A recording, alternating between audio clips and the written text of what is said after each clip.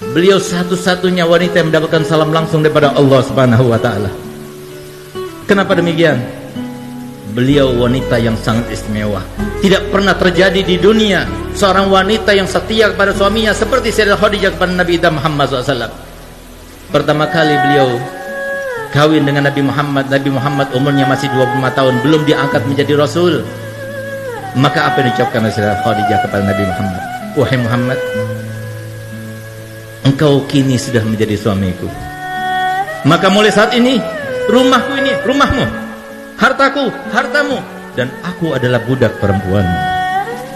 Beliau ucapkan yang semacam itu bukan cuma ucapan bualan, tapi dibuktikan semenjak beliau menjadi istri Nabi Muhammad, semua karirnya ditinggalkan, semuanya difokuskan kehidupannya hanya untuk Nabi Muhammad.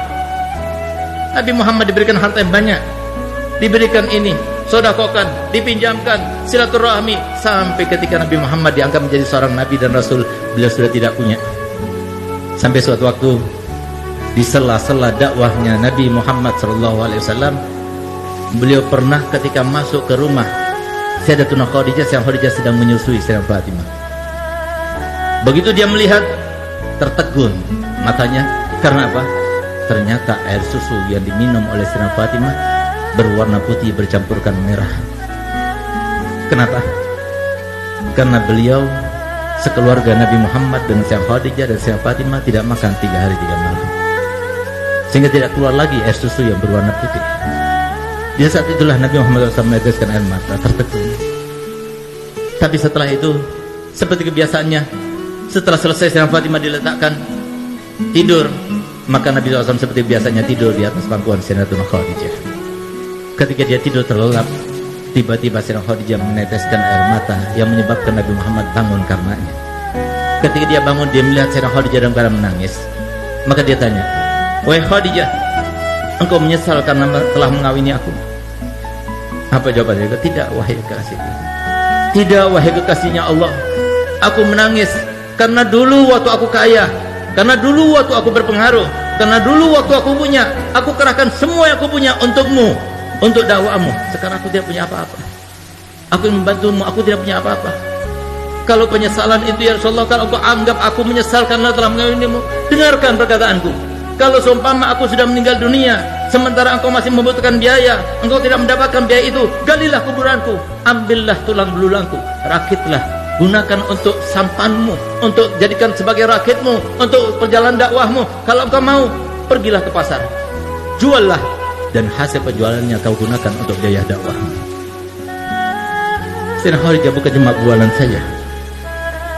Sampai detik-detik akhir umurnya, ketika beliau dalam keadaan sakaratul maut, yang bahkan beliau tersenyum pun sudah tidak bisa, yang dengan kesaksian Nabi Muhammad dan sumpahnya Nabi Muhammad, "Demi Allah, seumur hidupku aku tidak pernah melihat Sayyidah Khadijah melakukan suatu tindakan, mengucapkan suatu ucapan yang membuat hatiku risau dan galau karenanya. Demi Allah, aku tidak pernah menginginkan sesuatu untuk dilakukan oleh Sayyidah Khadijah kecuali sebelum aku utarakan, beliau sudah melakukannya untukku." Beliaulah ketika beliau dalam keadaan menanggung rasa sakit yang luar biasa ketika sakaratul maut, maka beliau meneteskan air mata di depan Sayyidatuna Fatimah dan Sayyidatuna Ummu Kulsum yang hanya berduaan yang menjaganya Sayyidah Khadijah. Di saat itulah ketika melihat tetesan air mata, maka Sayyidah Fatimah berkata kepada ibundanya, "Ibu, engkau merasakan sakit karena sakitmu?" "Tidak, tapi aku menangis karena memikirkan ayahmu. Kalau aku sudah meninggal, siapa akan masakan untuk ayahmu? Siapa yang akan mencucikan baju untuk ayahmu? Siapa akan menyenangkan hati ayahmu?